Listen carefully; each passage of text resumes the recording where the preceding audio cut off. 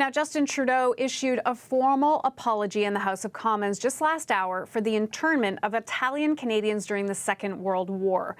Canada labelled Italian Canadians as enemy aliens following Benito Mussolini's declaration of war against Britain and France. More than 600 people were rounded up and sent to internment camps. They were accused of being fascist sympathizers. Here's some of what the Prime Minister had to say. Mr. Speaker, Signor Presidente, I rise in this House today to issue an official apology on behalf of Italian Canadians, on behalf of the Government of Canada, for the internment of Italian Canadians during the Second World War. To the men and women who were taken to prisoner of war camps or jail without charge, people who are no longer with us to hear this apology. To the tens of thousands of innocent Italian Canadians who were labelled enemy aliens.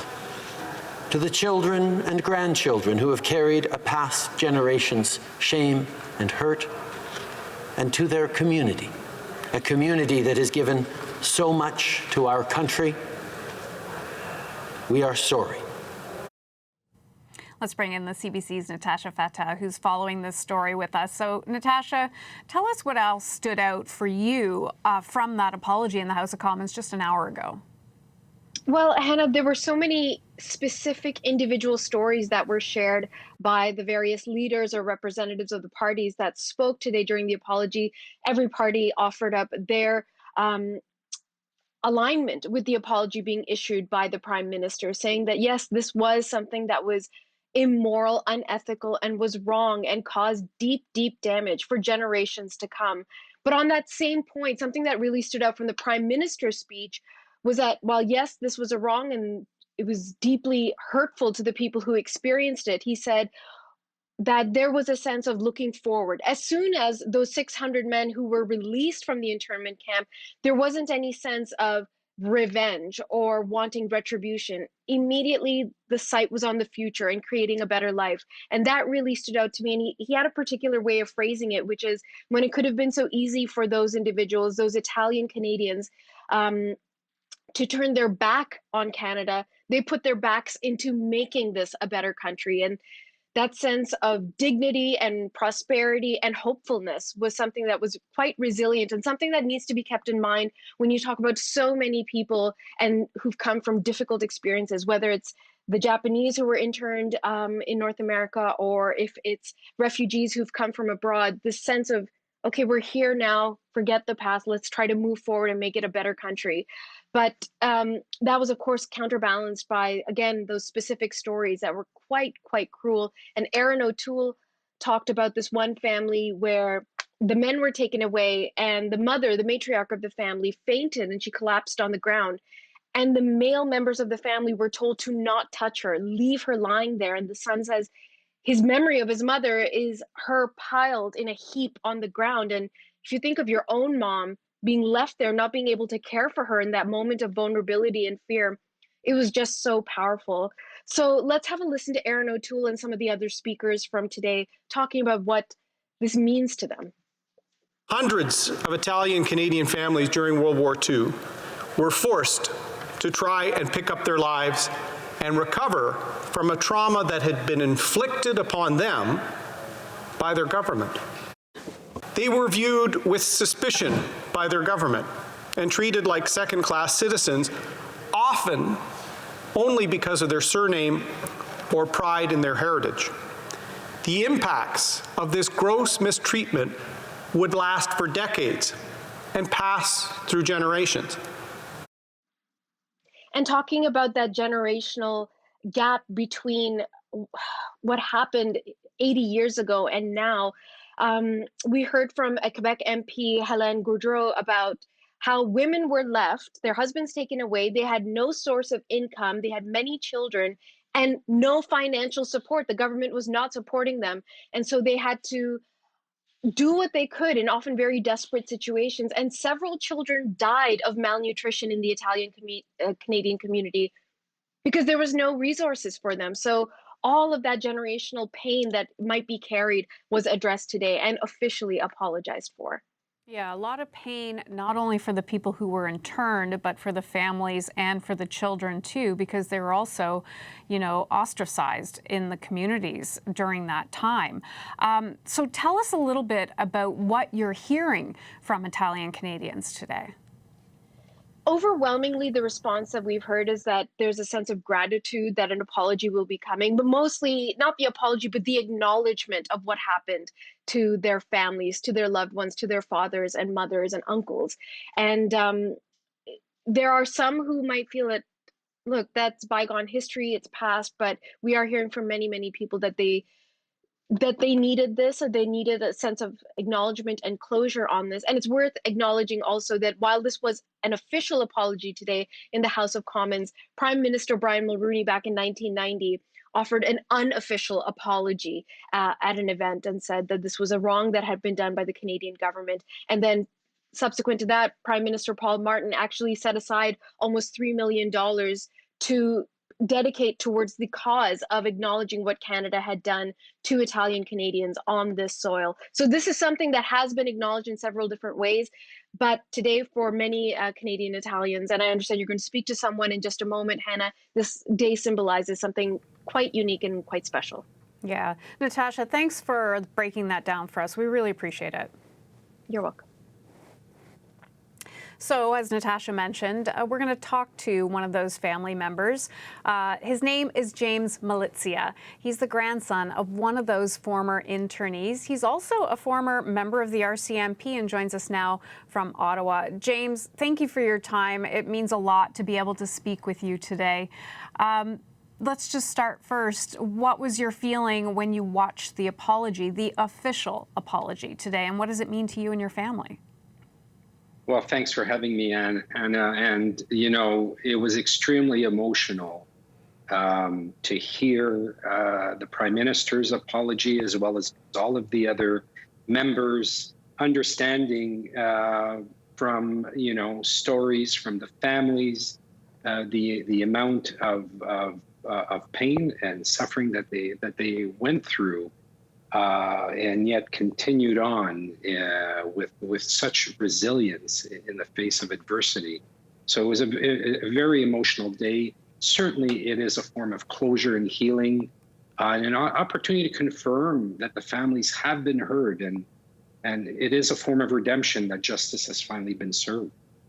I think the thing that really struck me the most, and I think you heard from Natasha there, were the personal stories that were shared during the apology. And I want Canadians to learn about your grandfather. You only learned 2011, I think it was. Tell me about your granddad. Yeah, that's right. I did find out in 2011. My mom had kept it a secret. Just as her dad and my grandfather did, refuse to speak about it after being released, after being detained for more than 3 years. He was a journalist. He published his own, the Italian-Canadian newspaper called L'Operaio Canadese, and he was an activist championing the causes of many, especially new immigrants arriving and looking for ways to helping them out. He was arrested in 1940 and served over 3 years in Petawawa and in Fredericton. And during that period, of course, my family, just like the other families, were without income, and my grandmother struggled immensely, as did the children, just to try and feed themselves and get by. Can you reflect for viewers on that night of when he was taken? And he was taken by the RCMP, a place that you eventually became a member of. That's right. In the early hours of June 10th, 1940, the RCMP arrived at my grandparents' home.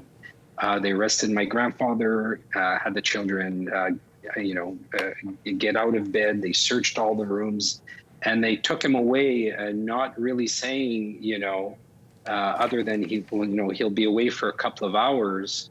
But knowing fully that he would be going away for longer than that. And so he was taken away and held for 3 years, as I said earlier. And when you look back at that and you start understanding what that impact was, it's quite a tragic piece of our history. Did you ever hear, and I know you only found out in 2011, but did you ever hear what it was like for him in those years in the internment camp? I heard a little bit, really, because they didn't want to talk about it. They were ashamed. They just wanted to get on with their lives. So, from the stories I've heard, and I'm forever grateful to Joyce Pillarella and her mother, who were the forces behind all of this work to bring the family stories forward. But, it's not so much what happened inside the internment camp to the internees. It's the suffering that was happening with everything that was occurring outside. So, for instance, my grandparents' 3-year-old daughter, Anna, my aunt, passed away while he was in detention and he wasn't allowed to be there. And so, knowing that your families are being dispossessed of what little you had and being sold at auction, knowing that your wife is trying to do her best and struggling through it all. So the impact was everything that was happening back at home and how they were being ostracized. Now, when they got out, what's interesting in all of this is that there was never any evidence or any charges brought forward for any of the 600. So there was no due diligence that had been utilized at the time, simply the utilization of single source informants, paid informants, to identify people that may have fascist views. And we all know having views is a very different thing than actually conducting a criminal act or an act of sabotage against Canada. When he was released, what happened then? What was he like? Was he bitter about it? That's what's remarkable. When he was released, his focus was at ensuring that his children, his grandchildren appreciated Canada and understood how great of a country that Canada was and the values. And he encouraged his children to work hard and become successful. And they were wise beyond their years, Hannah. They understood that if your children could become successful and be positioned in positions of influence, that they could bring about positive change. And unfortunately, there's a lesson that we've had to learn many times over with a multitude of other diverse communities. The labeling and or criminalizing of a community in the name of national security or other has never served our country well. So it's really at the heart, and the need to continue to enhance diversity and inclusion in our public institutions. I really have very little time, but I want to ask you what your granddad would have thought today. He would have been ecstatic and proud. Life, how this all came full circle. Receiving this, it really would have brought closure. Seeing, I suspect, his grandson, as a former assistant commissioner of the RCMP, and how his family succeeded, I think he would have said, that this is a new beginning, and he would have been very pleased. Well, I'm happy you have that new beginning. To you and your family, all the best. James Matsalitzia, I want to thank you for your time and for sharing those stories. Thank you so much, Anna.